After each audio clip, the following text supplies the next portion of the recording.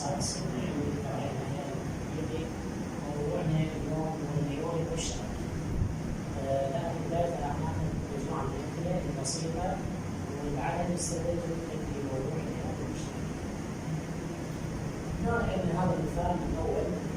النقطة الأولى اكس بي بس الهيدروجين بحامل تركيب سي اتش بي سي او اتش بتركيز 1 ل 10 وناني علما ان الكي يساوي 1.8 في 10 صار 5 ومنطقة معلومات جذر 1.8 1.3 ولود 1.3 للوحدة 10. التحديات اللي راح تواجهنا في الفصل الثالث هو مع مجموعة من الحلول المقارنة ومعها اختيار القانون المناسب. وظل ناخذ الرواتبات ونتعامل وياها. نجي للسؤال، هنا السؤال عبارة عن مادة واحدة اللي هو حامض الحديد. والحامض الحديد هو حامض ضعيف. كيف عرفناه؟ عرفناه من خلال قيمة الكي. هذا حامض ضعيف. تركيز المواد من 1 ل 10.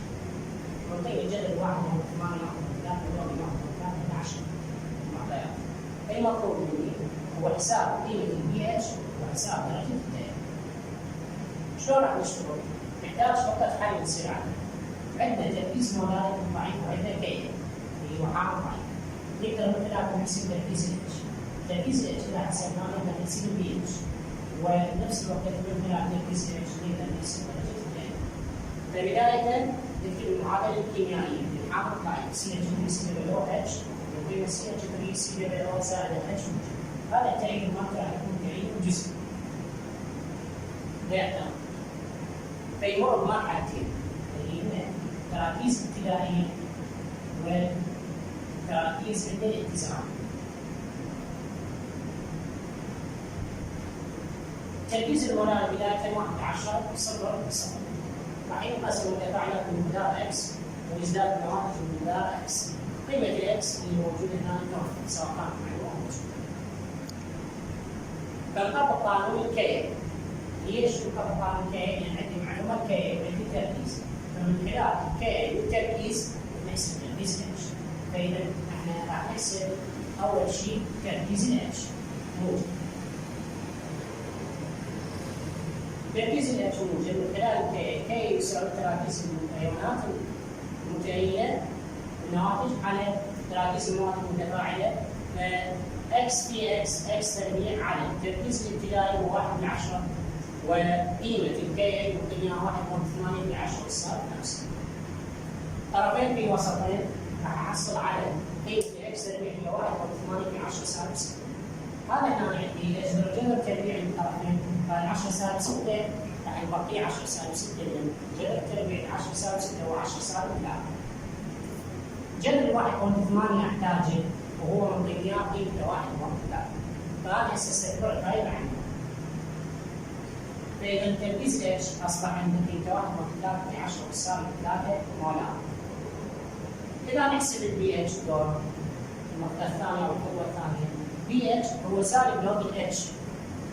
فالبي اتش هو سالب لوج الاتش ويساوي سالب لوج تركيز الاتش 1.3 في 10 وصار 3. خطوة سريعة راح نطبقها. سالب في سالب موجب 3 ناقص لوج 1 ضرب 3. لوج ال 1.3 مقدمها بالسؤال في 11. إذا نعوض الداخل ناقص 11 يصبح الناتج 2.9.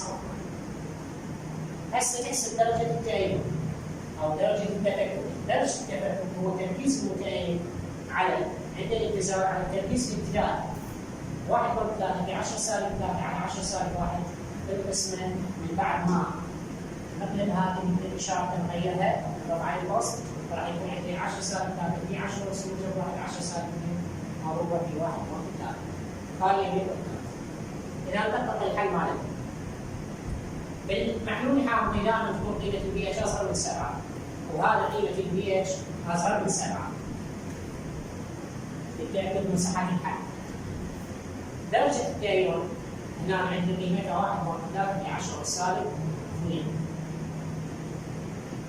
نجي للمثال الثاني نحسب تركيز الاتش والدالة الحامضية لمحلول 12 مولات الناقص صوديوم. علما ان كي مقدمها 1.8 في 10 والسالب 5 نستفيد من قيمة هاي الجذور واللوغاريتمات. بداية لازم نشخص نوع المحلول نحدد أول. نوع المحلول مادة واحدة اللي هو ثلاث الصوديوم اللي هو عبارة عن ملح قاعد. كيف عرفنا نكتب معادلة التفكك؟ CH3COA ممكن CH3COA زائد NA موجب، و H هو يفكك تفكك جزيئي بين OH سالب زائد H موجب. فراح يتكون عندي حامض ضعيف هذا مشتق من حامض ضعيف وقاعدة قوية.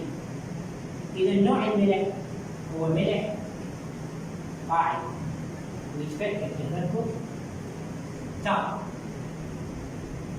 فإذا لازم نحافظ قوانين الإملاح القاعدية.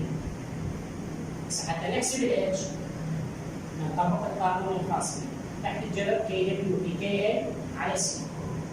كي دبليو 1 في 10 سالب 14 والكي اي هو 1 من 8 في 10 سالب 5. السي تركيز الملح ممكن ياخذ من 10. نختصر الفارزه مع الفارزه 18 مع 2 هي 9 9 في 10 سالب 19. نعمل التسعة نكبرها تساوي 90 نكبرها مرتبة بعدها نزورها مرتبة 10 سالب 19 راح تصبح 10 سالب 20 هذه عندي راح تصبح 90. شنو السبب؟ جذر من 10 سالب 20 هو 10 سالب 10 إذا ضبطيه 10 سالب 19 ما له جذر. التسعة جذرها التربيعي هنا أنا حاطه لكن ما أقدر أستفاد منها لأن المشكلة في 10 سالب 19 فلازم أغير الرقمين. هذا راح يزداد بمقدار مركبة واحدة 90 هذا ينقص بمقدار مركبة واحدة فيصبح عندي 10 سالب 20. هذا أنا حاط الجذر مالته 10 سالب 10 يواجهني جذر 90 جذر 90 أنا أشوفها متوقف ولا متوقف. إذا أيضا استفادية الآن عندنا جذر 90 هو 9.48. بس حسبنا تركيز الاتش. إذا حسبنا تركيز الاتش نقدر نطلع اعداد الحامضية في اتش نقدر من خلال سالب لوج. سالب لوج تركيز الاتش سالب لوج 9.48 في 10 سالب 10. الخطوة السريعة عندي هذا السالب ينضرب في سالب يكون عندك موجب 10 ناقص اللوج 9.48. لوج 9.48 هو 97%. هذا هو مليان السؤال. فإذا أنا استثمرت المعلومات المتوفرة في السؤال نطرح من بعد ما نساوي مراتب 100 يوم 97 يطلع عندي 3 ومرتبتين و9 يوم 0 عندي 9 9.1. نتأكد من صحة الحل. الأملاح القاعدية أو المحلول القاعدي مثل ما ذكرنا دائما تكون قيمة البي اتش أكبر من 7 وهنا لاحظنا بأن قيمة البي اتش أكبر من 7. بعد الأملاح القاعدية يكون تركيز ال H أقل من تركيز ال OH السالب وهذا فعلا يتحقق. تركيز ال OH راح يكون عندي أكبر من 10 سالب 7 بينما تركيز ال H 10 يكون بالأملاح القاعدية راح يكون عندي أصغر من 10 سالب 7 والسالب كل ما يكبر كل ما يصغر. ننتقل لهذا المثال. طبعا هذه هي عبارة عن أمثلة بسيطة نستدرج فيها بالمادة اللي هو الأيون والمشترك. احسب قيمة الدالة الحامضية بي اتش لمحلول 1 غرام من هيدروكسيد الصوديوم. الكتلة المولية مقيمة 40 غرام على المول علما أن الحجم مقدار 1 لتر تستقبل دور 2/3. هنا عندي مادة واحدة في السؤال هو هيدروكسيد الصوديوم. وهيدروكسيد الصوديوم هو الآن حاط الصيغة الكيميائية اللي هو NaOH. NaOH قاعدة قوية. كيف عرفتها قاعدة قوية؟ ما منطقي لها ثابت تأييد ولا نسبة مئوية ولا درجة تأييد. حتى أحسب قيمة البي اتش لازم عندي تركيز الOH. من بعد تركيز الOH أحسب قيمة البي اتش. وحتى أحسب الOH لازم عندي تركيز المولاري. فخطة الحل راح تكون تركيز مولاري يوصلنا للOH والOH راح يوصلنا لقيمة تركيز الH موجب. هذه هي النقطة الأولى هو إيجاد تركيز المولاري. فإذا بداية لازم أحسب التركيز المولاري. شلون أحسبه؟ عندي كتلة وعندي كتلة مولية وعندي حجم. فأقسم الكتلة على الكتلة المولية في الحجم وعلى التدر وراح يكون ناتج 25 1. هسه ننتقل للخطوه الثانيه بعد ما حسبنا التركيز المولاني نحسب الاو اتش. الاو اتش قانونه هو نكتب معادله الكيميائيه الاي او اتش يعطينا ان اي موجب زائد او اتش سالب، والتفكك تام 25 ملي بدايه الصفر. هذا راح ينقص وهذا راح يزداد. راح تكون عندي 3 مراحل. المرحله الاولى هي تراكيز ابتدائيه، ثانيه مقدار التغير، والاخير هي تراكيز نهائيه متوقعه. 25 بيت راح يستهلك تماما يصبح صفر. الصفر راح يصبح 25 بيت.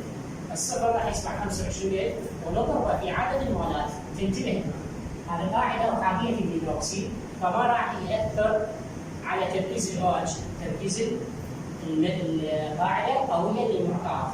شو السبب؟ لان عدد مولات الاو اتش واحد، لو كان 2 لازم نضرب التركيز في 2، تركيز المولاني الحامض او القاعده القويه في 2. وهنا بما انه القاعده قويه وحاكيه الهيدروكسيد فتركيز الاو اتش هو نفس تركيز القاعده القويه اللي هو الاي او اتش. هسه هذه حصلت على تركيز الاو اتش، اقدر احسب الاتش؟ نعم، من خلال العلاقه الرابطه. الجسر اللي يربط بين الاتش والاو اتش، تركيز الاتش موجب 1 في 10 سالب 14 على تركيز الاو اتش. تركيز الاو اتش حسبناه 25 بالألف. 1 على 25 بالألف عندنا 4. إذا نقسم هذا الفارز نمضيهم فيصبح عندك البسط عباره عن 3.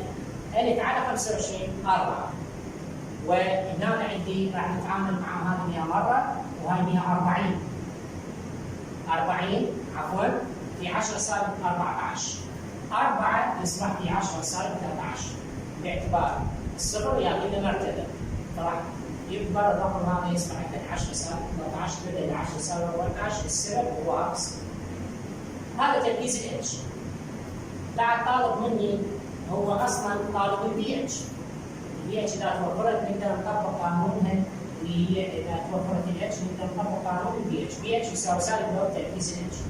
سالب لو تركيز الاتش. تركيز الاتش هو 4 في 10 سالب 13. الأربعة هي عبارة عن 2 تربيع. عبارة عن 2 تربيع. فراح يكون عندي السالب في سالب راح يكون عندي موجب 13 ناقصا لوج الأربعة. يعني هنا نوضحها هذه فقط. لوج 2 تربيع في 10 بالسالب 13. سالب 13 في سالب 1 موجب 13 ناقص اللوج الأربعة. لوج الأربعة هو جاي من 2 تربيع. 4 جاي من 2 تربيع. قانون لغاتي مال 2 راح تنزل. راح يصبح عندي 13 ناقص 2 في لوج 2. لوج 2 عندي 3 ب10 هو مطلوب بالسؤال. 2 في 13 راح يصبح عندي 6 ب10. 13 ناقص 6 ب10 اللي هي عباره عن 12.4. نتاكد من صحه الحل. كيف نتاكد من صحه الحل؟ بما انه عندي قاعده فالبي اتش لازم تكون اكبر من 7 وهذا البي اتش اكبر من 7. بما انه عندي قاعده لازم يكون عندي تركيز الاو اتش اكبر من تركيز الاتش، هو ال 25 اكبر من 4 في 10 سالب 13. تركيز الاو اتش اكبر من 10 سالب 7 وبنفس الوقت اكبر معناها من تركيز الاو اتش. هسه ممكن يكون عندي السؤال بهذا الامر اللي هو عندي حامض ضعيف او قوي. خلينا ناخذ حامض ضعيف. حسبناه البي اتش قيمه تشغيل عندي 2.9. راح اضيف له ملح قاعد على سبيل المثال راح اخذ مثلث الصوديوم. ايش راح يصير عندي؟ ايوه المشترك اللي هو يا اما حامض ضعيف وملحد او قاعده ضعيفه وملحد. صحيح؟ زين حامض ضعيف وملحد او قاعده ضعيفه وملحد. حامض ضعيف وملحة إلى قانون بي اتش إلى قانون تركيز اتش. قاعدة ضعيفة وملحة إلى قانون بي او اتش وإلى قانون تركيز الاو اتش. اختيار الطريقة يعتمد على معطيات السؤال. إذا أجي هذا السؤال احسب تركيز أيون اتش موجب وبي اتش لمحلول مكون من مزيج من 11 مولار حامض ظلي و12 مولار إدلاق الصوديوم كي إلى قيمة 1.8 في 10 سالب 5 منطيني استبعد لو إدلاق 48. طبعا هذا السؤال وزارة جاي 2014 الدور الثاني خاص ومتوفر المنهج الأحيائي طبعا حدث. بداية لازم نكتب المعادلات الكيميائية. عندي محلول مكون من مادتين يعني راح يتكون عندي أيون مشترك. نثبت هذا الشيء بمعادلات كيميائية. عندنا CH3COOH يتفكك تفكك جزئي. عندنا CH3COOH زائد منشوج. كيف عرفت هذا حامض ضعيف؟ منطيني إلى كي. الثاني اللي هو خلاق الصوديوم ما منطيني لا كي ولا غيره. فإذا CH3 تفككها تام CH3COOH. يتكون عندي أيون مشترك اللي هو عبارة عن حامض ضعيف وملحة. حامض ضعيف وملحة. القانون اللي راح يطبق عليه هو قانون البي اتش وعندنا قانون تركيز الاتش. قلنا اختيار الطريقة يعتمد على معطيات السؤال. اختيار طريقة الحل يعتمد على المعطيات. ثالث طريقة بالبي اتش ما راح نعتمد. راح تواجهني به بعض الامور اللي لابد من توفرها بالسؤال. السؤال موفر لي معلومات لوغيثمية فمعناها راح احيد بالطريقه الاخرى تركيز الاتش يساوي كي بتركيز الاس على تركيز الصوت ليه؟ كي قيمته 1.8 في 10 سالب 5 وقيمه تركيز الاسيد 1 من 10 وقيمه تركيز الصوت قيمته 2 من 10. نختصر الفارزه مع الفارزه 18 مع 9 يصبح عندنا 9 في 10 سالب 6. فإذا تركيز الاتش أصبح عندي 9 في 10 سالب 6. زين. هذا عبارة عن أيون مشترك مكون من مادتين. حاليا احنا حسبنا تركيز الاتش يبقى عندي قيمة البي اتش. قيمة البي اتش نقدر نطبق سالب لو بي اتش. بي اتش يساوي سالب لو تركيز الاتش. سالب لو تعوض قيمة تركيز الاتش هو 9 في 10 سالب 6. عوضتها هنا عندي احتاج لوج التسعة. لوج التسعة ما نتوفر بالسؤال. التسعة من جاية؟ من 3 تربيع. نضرب او نستخدم قوانين لغات الاثنين تنزل مرغوبة في لوج الثلاثة. صرف داخل الأقواس اللي هو 6 100 في لوج 3 واللي هو لوج 3 48%. وهاي المعلومة من المعطاة بالسؤال استثمرناها. 100 في 48% عندي 96%. 6 ناقص 96% راح يكون الناتج 5.4. هذه بي اتش دي محلول مكون من مادتين. ممكن السؤال حاليا متأكد. ممكن يكون السؤال من نهج الآتي. عندي حامض ضعيف سابقا مادة واحدة بالسؤال اللي هو هذا على هذا التراكيز اللي موجودة. شو قيمة البي اتش حسبناها؟ 2.9. فهذا البي اتش الأول. راح أضيف له خلات الصوديوم للحامض الضعيف. راح يتكون عندي أيون مشترك. نطبق قوانين الأيون المشترك ونحسب البي اتش من جديد حتى استخرج التغير. كيفية استخراج التغير. فالتغير لازم عندي قبل الإضافة وبعد الإضافة. قبل الإضافة كان عندي حامض ضعيف. بعد الإضافة أصبح عندي أيون مشترك. قبل الإضافة حسبت الحامض الضعيف بي اتش 2.9. بعد الإضافة راح تصبح عندي قيمة البي اتش للأيون المشترك هو 5.44. هذا الأيون المشترك. مادتين. هسه إذا بدنا نحسب الدلتا بي اتش إضافة هنا نقول دلتا بي اتش هو بي اتش 2 ناقصا بي اتش 1. بي اتش 2 قيمتها 5.44 وبي اتش 1 قيمتها 2.9 و8 فراح يطلع عندي 1 اكسون. زين بالموجب. فبهذه الحاله احنا اوجدنا pH2 للايون المشترك وpH1 لحامض ضعيف. فممكن يطلب مني التغير في دلتا pH نفس الهيدروجين. ممكن يطلب مني التغير في درجه التأييد او يطلب درجه التأييد قبل الاضافه وبعد الاضافه. شنو التاثير عليه؟ فلازم اشتغل شغلين قبل الاضافه وبعد الاضافه. ممكن يطلب التاثير على تركيز المتأيد، وهنا المتأيد بالحامض هو تركيز الاتش، وفي محلول الايون المشترك راح يكون ايضا عندي هو تركيز الاتش. بحسبنا من الناتج اصبح عندك ناتج 9 في 10 صار 6. فهنا عندك عده صيغ لطرح السؤال. هسه لو اضفنا لهذا السؤال اللي هو مثال 3/14 راح نضيف له اضافه. قيمه حل السؤال عليه 10 درجات. نجي المثال او اضافه للمثال 3/14 احيانا. وطبعا هذا يستفاد من الفرع التطبيقي ايضا باعتبار ماده مشتركه. احسب pH المحلول الناتج بعد اضافه 25 مول من NaOH الى لتر من محلول CH3COOH بتركيز 11 مولاري و12 مولاري من خلاف الصوديوم.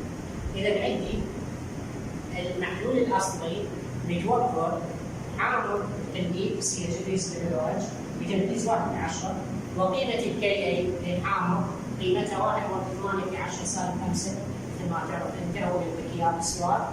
و المادة الثانية أو المحلول الثاني من CH3COOH تركيز المولاري 12 مولار. هذا هو اللي موجود قبل الإضافة باعتبار أن الإنقاذ بعد كلمة أو حرف إلى هو يكون عندي قبل الإضافة، فهذا المحلول هو قبل الإضافة. عندي محلول أيون مشترك. زين. فهذا عندي قبل الإضافة. بتركيز انترنال ثم جدا تابلش يريد من التغير. وبقي معلومات اللود 1.8 واللود 3. بداية التغير بالحسبة لازم عندي قبل الإضافة وبعد الإضافة. قبل الإضافة هذا توضيح ما مطلوب بالسؤال. بالحل مالتك ما مطلوب. عندنا مادتين عندي أيون مشترك، قبل الإضافة عندي أيون مشترك. حامض ضعيف وملحد. شلون؟ طريقة الحل راح تكون نفس النمط للمثال 3/14. قد أوجدنا قيمة pH1 لهذا المحلول، أوجدنا قيمة pH1 لهذا المحلول قيمتها 5.4 لمادتين. هسه راح نضيف لها NaOH، نضيف التركيز أو مولات المثال 25 مول. الحجم ايش قد اللي موجودة بهذا المحلول؟ قيمته 1. أقسم المولات على الحجم حتى أوجد التركيز باعتبار أتعامل مع ترابيز. المولارية NaOH هي عدد المولات على الحجم، فهي يصبح ناتج 25 مولار. زين. هسه لو ضفنا القاعدة على هذا المحلول والمادتين، اليوم عندي كم مادة؟ اليوم عندي 3 مواد بالمحلول صحيح 3؟ يصير صحيح 3؟ نعم. زين. فصار عندي ببر حامضي ب3 مواد. طبقت قانون الأيون المشترك اللي هو بابا. كيف؟ لازم اوفر تركيز مولاري للNaOH. تركيز مولاري للNaOH وفرناه. زين. احتاج تركيز الOH باعتبار هذا القانون نطبقه قانون الPH لما نطبقه هنا عندي pH تساوي pKa زائد اللود تركيز الصوت على الأسيد زائدا هذا زائد ناقص نجلس. أنا راح أضيف قاعدة، فالقاعدة على الحامض يقل الحامض بينما هذا الشيء يزداد بمقدار شنو؟ بمقدار تركيز الOH. القاعدة ايش تطلق يعني من أيون الOH صحيح شباب؟ نعم. فعندنا أيون الOH. أيون الOH للقاعدة هذا مجهول. كيف نستخرجه تركيز الOH؟ زين. هذا ليش اختاريناها الإشارة السالبة هنا والموجبة؟ دائما يزداد الشيء ويقل النقيض. انا ضفت قاعده على حامض راح يزداد يقل الحامض. ضد قاعده على الملح قاعده فاذا قل هذا يزداد بمقدار مؤثر اللي هو بالقاعده تطلق ايون الOH، واذا كان عندك حامض يطلق ايون الH. زين البي كي اي احتاجه. زين البي اتش هي مطلوبه. اذا هسه عندي متغيرين لابد من حسابهم. من احسب البي اتش 2 راح احتاج متغيرين لابد ان يكونون معلومين. هو البي كي اي وتركيز الاتش. تركيز الاتش هو الالكترونيك القوي المضاف واللي هو عباره عن قاعده قويه. كيف الحسبه؟ لازم نكتب معادله التفكك. والتفكك راح يكون عندي هنا تفكك تام باعتبار هذا قاعده قويه. 25 بالالف صفر بدايه. هذه طبعا عندك مراحل اختصر معها وراح يكون عندك بالاخير احد صفر. هذا راح يصبح بدل الصفر تركيزه راح يكون عندي 25 بالالف مضروب عدد مولات واحد، وهنا ايضا مضروب في عدد المولات اللي هو واحد. اذا اصبح تركيز الOH من هنا قيمته 25 بالالف مولات. اذا هذا الحل. المشكله اللي هنا خلصنا. بقت عندي قيمه البي كي كيفيه استخراجها. انا عندي الكي قيمتها 1.8 في 10 والسالب 5 معطاها. وعندي لوج 1.8 26. اقدر اطبق قانون البي كي يساوي سالب لوج الكي. سالب لوج الكي قيمتها 1.8 في 10 والسالب 5. نطبق قوانين اللغات هنا الضرب يتحول الى جمع. نختصرها بصوره سريعه. السالب ينضرب بالموجب فراح يصبح عندك السالب ينضرب بالسالب فيصبح عندك موجب 5 ناقص لوج 1.8. لوج 1.8 معطاك بالسؤال قيمته 26%. استثمرنا بالحل. ف5 ناقص 26% طرح راح يكون عندي 4.74. هذا قيمه البي كي اي. اذا ايضا البي كي اي وفرنا. الان اصبحت كل المتغيرات متوفره حتى نطبق القاعده. بي اتش 2 يساوي بي كي اي زائد لوج تركيز الصوت على تركيز الاسيد. هذا راح ينقص وهذا راح يزداد. شبيه الشيء منجذب اليه. وبالقاعده على حقه راح يصير عندك تناقض راح يكون ناقص، وهنا راح يكون عندك تجاذب راح يكون اشاره موجبه. 4.74 قيمه بي كي اي استخرجناها. زائد لوج تركيز الصوت قيمته 2 بالعشر منطقيا. وتركيز الاسيد قيمته 1 بالعشر. زين هذا راح ينقص بمقدار تركيز الOH، وتركيز الOH قيمته 25 وهذا يزداد بمقدار 25 يساوي المراتب. 125 راح يكون عندي 175 بالالف بالالف هنا، وكذلك عندي 200 زائد 25 هو 225 بالالف.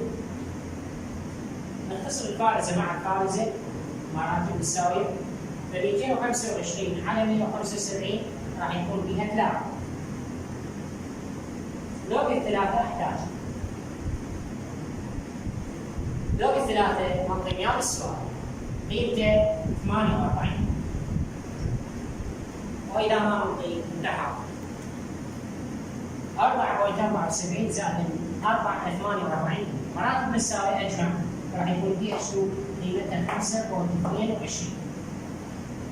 هسه اذا نريد نحسب دلتا بي اتش هنا راح نحسب دلتا بي اتش تكمله للسؤال. دلتا بي اتش هو عباره عن بي اتش 2 ناقص بي اتش 1. بي اتش 2 قيمتها 5.22 والبي اتش 1 قيمتها 5.4.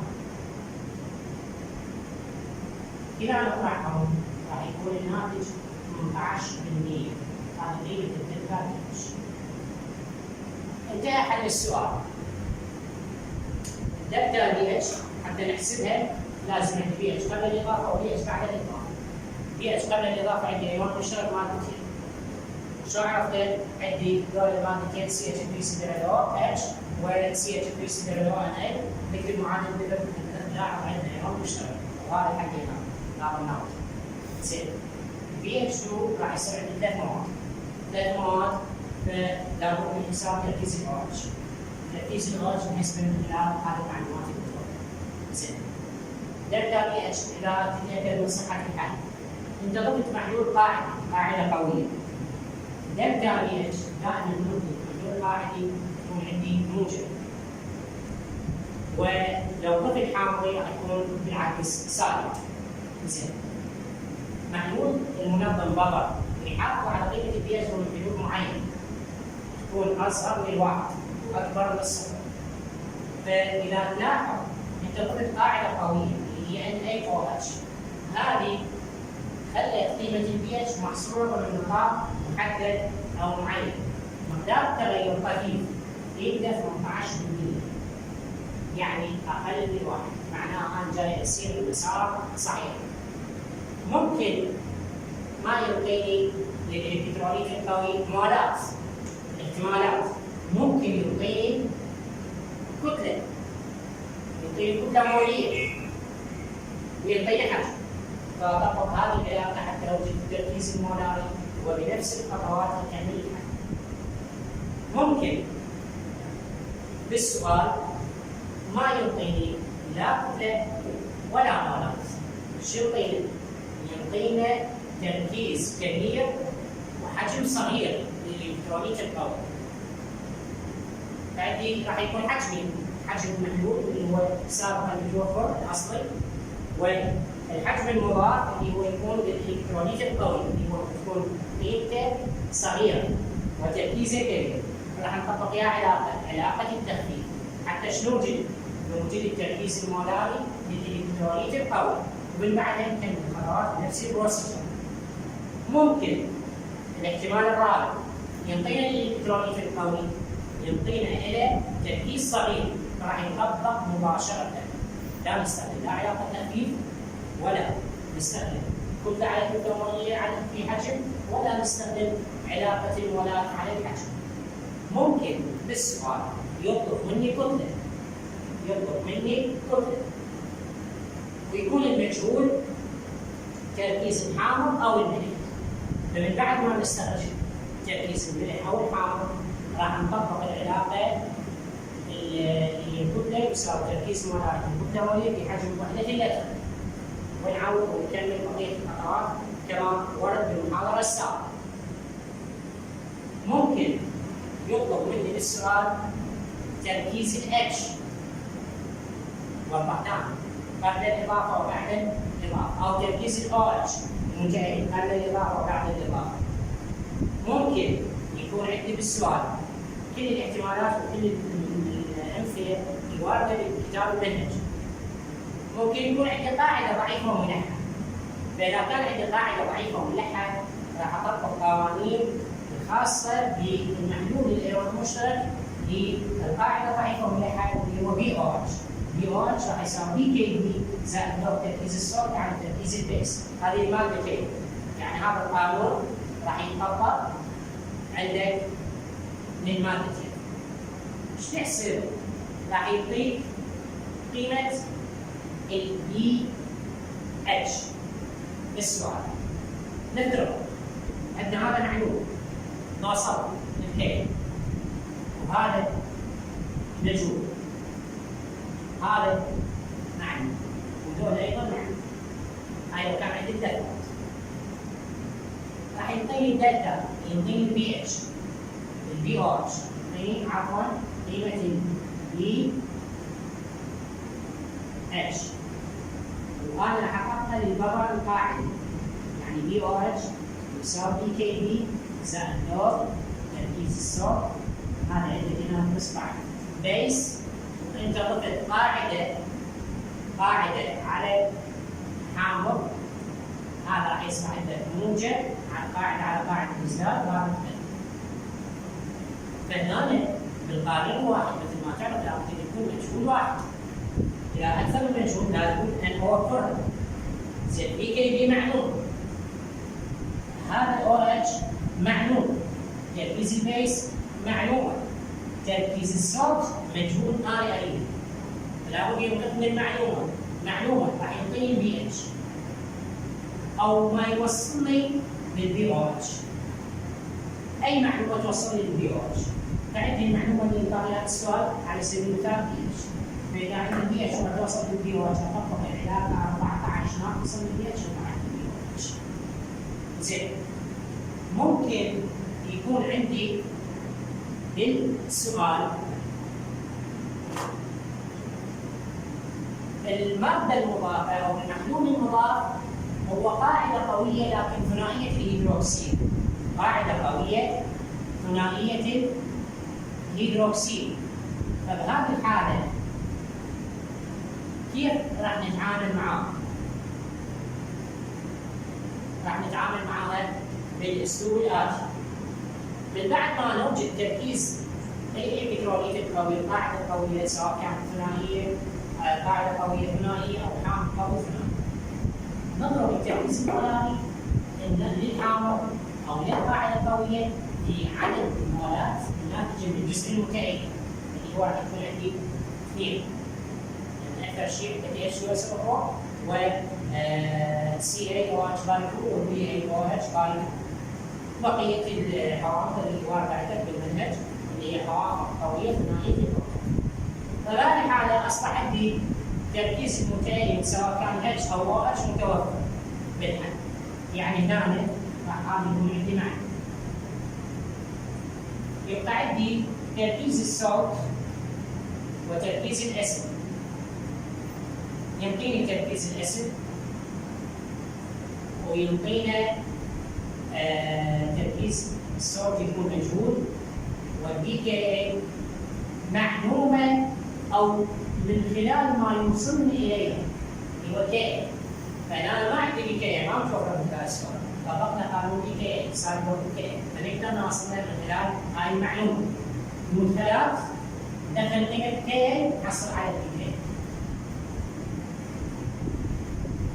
فايش راح يكون عندي هاي الحاله؟ بي كي معلومه، هذه المتغيرات معلومه باستثناء تركيز الصوت، فلا بد ان يكون البي اتش معلوم، راح يكون البي اتش لكن ضروري تفتهم السؤال وتشخص الارقام كرقم اما ايش.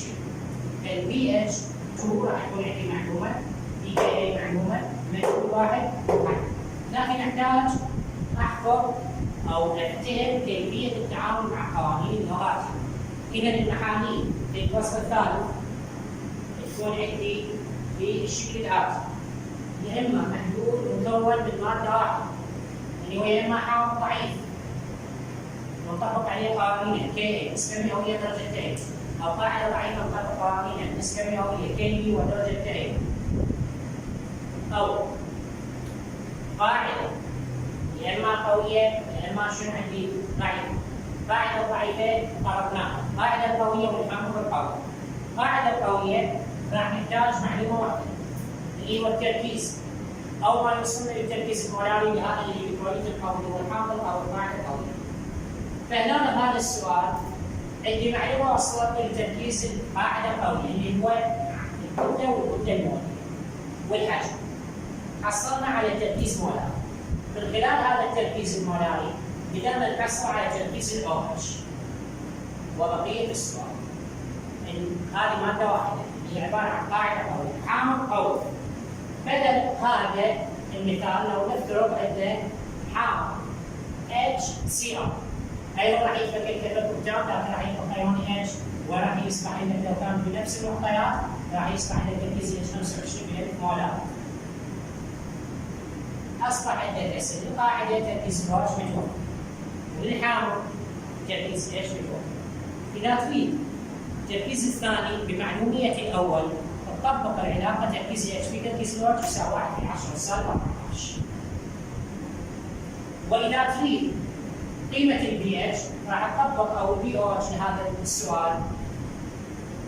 بي اتش هنا حسبناه قيمة تجهيل عندي 12.4. هسه عندي بي اتش معلوم، راح احسب البي او اتش، اطبق العلاقة بي اتش زائد البي او اتش القيمة 14. بعد قيمة البي اتش معلومة والبي او اتش مجهولة استنتج. هسه عندك صار بس 3 سنوات، واحد من الدول الفقيره راح يمشون يسوي. خلصنا من هذا. النوع الثاني هسه عرفنا في عندنا يا اما حامل قوي او ضعيف، قاعده قويه او ضعيفه. والنوع الثالث اللي هو عباره عن ماده واحده بالسؤال هو ملح. ملح يعني ما يكون ملح شحيح، ملح كامل ذوبان او ملح شحيح الذوبان.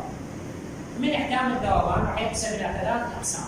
القسم الاول حامضي، القسم الثاني قاعدي، والقسم الثالث متعادل. وكل نوع من هذه الانواع له قانون خاصه لايجاد تركيز الاتش والبي.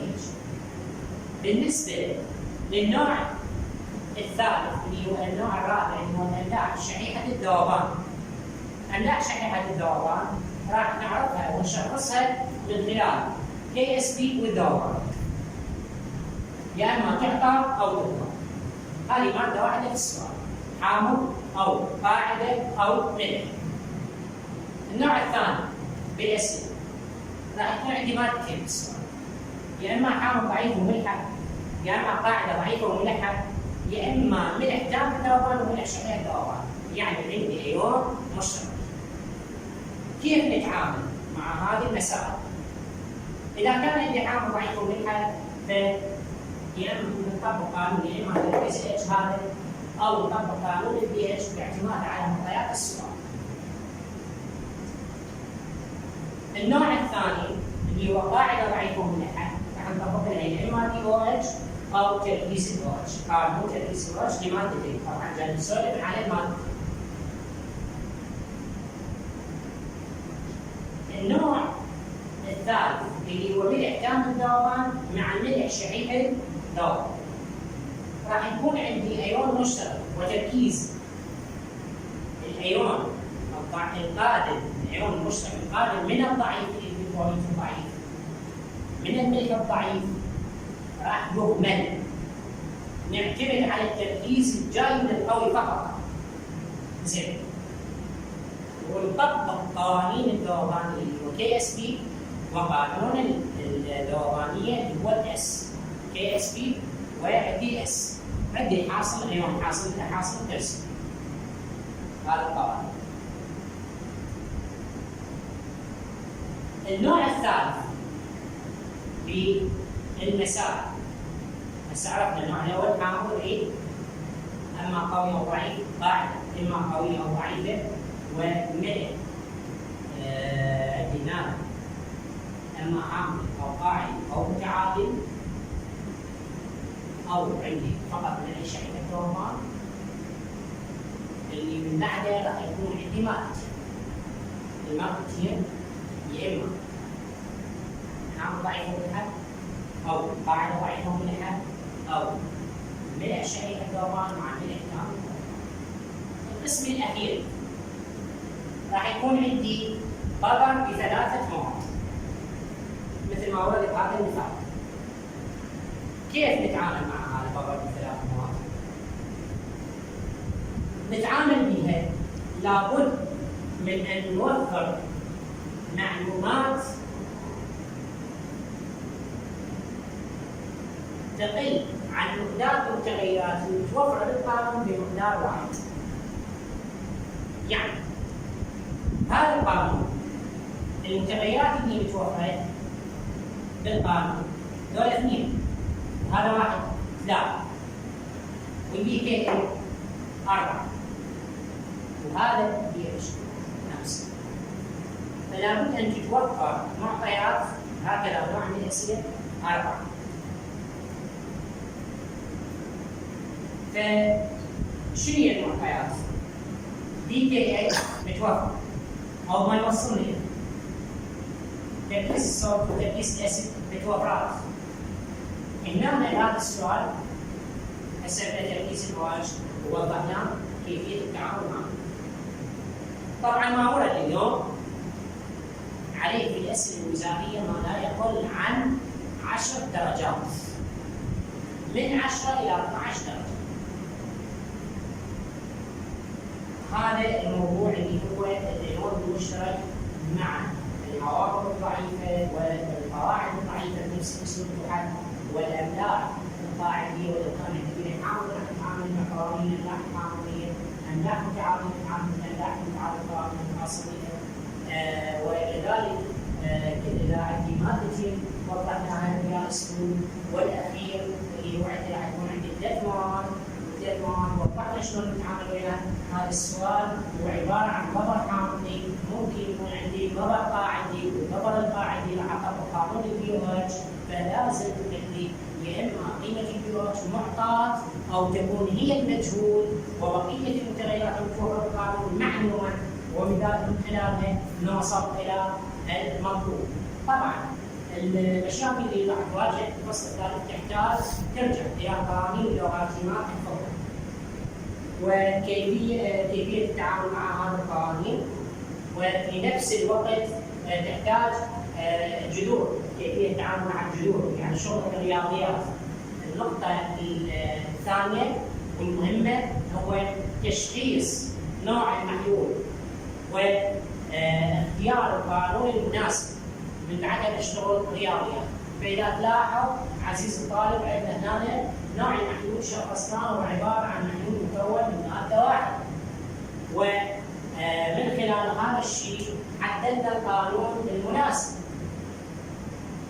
واستخرجنا اللي نريده، وقع عندي حسابات رياضيه فانتهت الكيمياء على صح. كذلك هذا السؤال شخصنا نوع المحلول واللي هو عباره عن قاعده وماده واحده بالسؤال، فطبقنا القوانين الخاصه به من الاملاح القاعديه. في هذا السؤال ايضا حددنا نوع المحلول اللي هو ماده واحده وقوانين الخاصه به اللي هي هذه القوانين. وخضنا في موضوع القسمه الطويله، وكذلك خضنا موضوع اللوغاريتمات في كل هذه المسائل الواردة. نفس الوقت الاساس هو حفظ الجدول الخاص بالتواليدات القويه والضعيفه واللي متوفر في منهج الرابع العام. فلازم تعرف الحوامض القويه اللي هو اس على باختصار HCl HBr HI وHNO3 وH2SO4 وما تبقى HCl4. زين. وبالنسبه للقواعد القويه عندك NaOH وKOH وCaOH وBaOH وعندك RBOH كذلك. وراح يكون عندي جزء يا ثنائيه الهيدروكسي او بروتون، او عندي النمط الاخر اللي هو حامض ضعيف او قاعده ضعيفه. وكيف اعرفهم؟ اعرفهم من خلال الكي والنسبه الثابت والنسبه والدرجه. وبنفس الوقت لازم انا احفظ الحوامض الضعيفه اللي هو CH3 على سبيل المثال HNO2 قوي بينما HNO2 ضعيف. الشغله الاخيره اللي هي القواعد الضعيفه. القواعد الضعيفه نفاعلها مع الماء حتى نظهر ايون الOH السالب، والقواعد الضعيفه NH3 و C6H5NH2 و CH3NH2 والبريدين C5H5N. تمنياتي لكم اعزائي الطلبه بالتوفيق والتفوق الدائم ان شاء الله. والدرس القادم سيكون حول موضوع الاملاح شحيحه الذوبان وعلاقتها بالحاصل الايوني ان ارقام الله جل وعلا. لا تنسوني ووالدي من خالص دعائكم. والسلام عليكم ورحمه الله وبركاته.